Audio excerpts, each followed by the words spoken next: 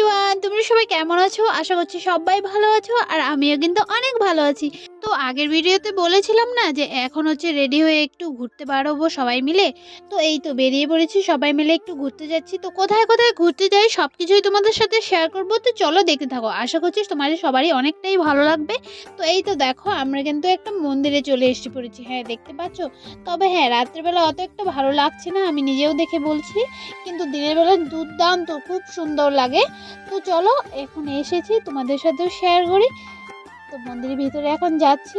তো মন্দিরটির নাম হচ্ছে ঝুলন মন্দির। তো এখন হচ্ছে মন্দিরের ভিতরে যাচ্ছি বললামই।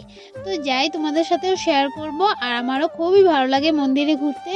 তো সে কারণে আমরা ডিসাইড আবারও করেছিলাম যে দিনের বেলা তো মন্দির থেকে ঘুরে এসেছি, তবে হ্যাঁ এখন কোথায় যাব এরকম হচ্ছিল। তো তারপর ভাবলাম যে যাই একটু মন্দির থেকেই আবারও ঘুরে আসি। জানি না কেন আমার মন্দির ঘুরতে খুবই ভালো লাগে। আর আমার মা বাড়ির ওদিকে মন্দিরগুলো তো আরও বেশি সুন্দর, তো আমার তার জন্য খুব ভালো লাগে মন্দির ঘুরতে। তো আমি আর অন্য কোথাও যেতে আমার মন চায় না, আমি মন্দিরেই ঘুরে ঘুরে আসি। তো চলো তোমাদের সাথেও শেয়ার করি। আর কার কার মন্দিরে ঘুরতে ভালো লাগে সেটা কিন্তু আমাকে নিশ্চয়ই কমেন্টে জানাবে। তো চলো তোমাদেরকে এখন সম্পূর্ণ মন্দিরটা ঘুরে দেখাই।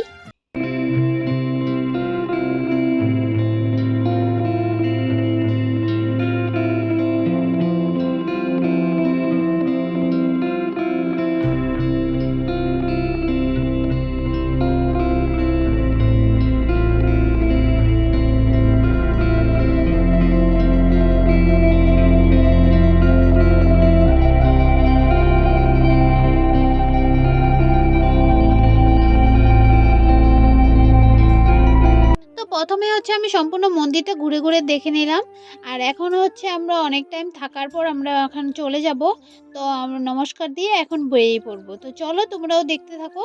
আর এখন কোথায় যাই না যাই সেটা তোমরা তো চলো দেখতে থাকো, আস্তে আস্তে সব কিছুই বুঝতে পারবে। আর এদিকে হচ্ছে আমরা এখন বেরিয়ে পড়বো বললামই। আর হচ্ছে আমরা সবাই এসেছি, খুব আনন্দ করছি, খুব মজা করছি। তো চলো দেখতে থাকো। তো এখন হচ্ছে মন্দিরের বাইরে যাব, আর মন্দিরের বাইরেটা তোমাদেরকে একটু ঘুরে ঘুরে দেখাবো। আর তোমাদের কেমন লাগে নিশ্চয়ই কিন্তু আমাকে কমেন্টে জানিও। তো এই তো দেখো সিঁড়িতে এসে পড়েছি, আর সিঁড়ি থেকে এখন তোমাদেরকে খুব সুন্দর ভিউটা দেখাবো। এদিকে অনেক সুন্দর সুন্দর এই যে সুন্দর করে বানিয়ে রেখেছে। আমি বললাম এই রাত্রেবেলা না এত একটা লাইট নেই, সেই কারণে বেশি একটা ভালো লাগছে না, কিন্তু দিনের বেলা খুব ভালো লাগে। আর এদিক দিয়ে জল পড়তো, কিন্তু এখন জলের সিস্টেমটাও হয়তো বন্ধ করে রেখেছে, তো সে কারণে বেশি একটা ভালো লাগছে না। তো এই তো তারপর দেখো আমি বাইরে এসে বসে আছি, মানে সিঁড়ির মধ্যে একটু ফটো উঠছিলাম। তবে হ্যাঁ একটা ফটো ভালো আসেনি, কারণ বললামই আমি এখানে লাইটে একদমই প্রবলেম, মানে একদমই লাইট কম ছিল, তো সেই কারণে ফটোগুলো ভালো আসেনি। যাই হোক দেখো, এদিকে কিন্তু আমরা মন্দির থেকে বেরিয়ে এখন রাস্তায় দাঁড়িয়ে আছি। রাস্তা বলতে এটা হচ্ছে বাজারই হয়। তো তারপর হচ্ছে আমি আর ভাই অল্প একটু বাজারের দিকে গিয়েছিলাম, মানে বাজারের ভিতরে গিয়েছিলাম। তো সেখান থেকে কিছু কেনাকাটি করেছি।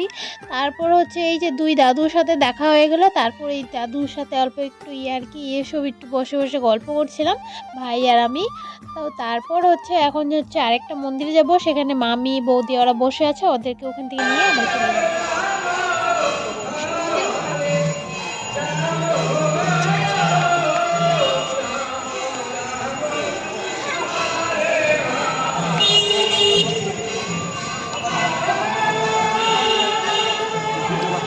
তো তারপরে হচ্ছে আমার ভাই একটু ভিডিও করে দিল, তোমরা দেখতেই পেলে। তো তারপর আমরা সবাই মিলে এই যে হোটেলে এসেছি, হ্যাঁ এখানে এসে কিছু খাচ্ছি। তো চলো তোমাদের সাথেও শেয়ার করি। তো এখানে বৌদি ভাস্তি মামি ভাই সবাই আছে। এই হচ্ছে মামি, ওই হচ্ছে ভাই, আর ওকে তো অনেক ভিডিওতে দেখেছো আমার। আর এদিকে হচ্ছে ওই মিষ্টি অর্ডার দিয়েছিল, তো তো সেই মিষ্টি চলে এসেছে আর ওই খাচ্ছে। আমি বলছিলাম তুই খা, আমি তোকে একটু ভিডিও করে দিই, এই আর অল্প অল্প ইয়ার কি করছিলাম। যাই হোক এখন হচ্ছে আমরা চলে যাচ্ছি। তারপর দেখো এখানে মিষ্টিগুলো রেখেছে কত বড় বড়, আমাদের এখানে এরকম বড় বড় নেই, তবে হ্যাঁ আছে, সেগুলো অনেক দাম হয়। হ্যাঁ মিষ্টিগুলো ছোটও হয় আবার দামও বেশি হয়, আর ওখানে হচ্ছে মিষ্টিগুলো বড়ও হয় আবার এদিকে মানে তো দামও কম তারপর হচ্ছে লাগছে, গিয়ে আমরা যাই হোক। এখন হচ্ছে ওয়েট করছি, হ্যাঁ, টোটোর ওয়েট করছি। টোটো আমাদের আগে থেকেই বুক করা ছিল। তো টোটো আসবে তারপর আমরা যাব।